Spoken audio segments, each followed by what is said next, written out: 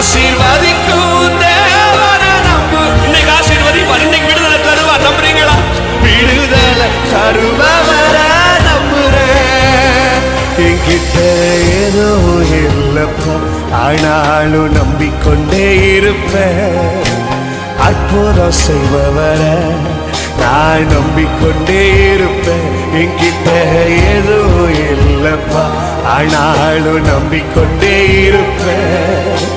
அற்புதம் செய்பவரே நான் நம்பிக்கொண்டே இருப்பேன். நம்பிக்கொண்டே நம்பிக்கொண்டே நம்பிக்கொண்டே நம்பிக்கொண்டே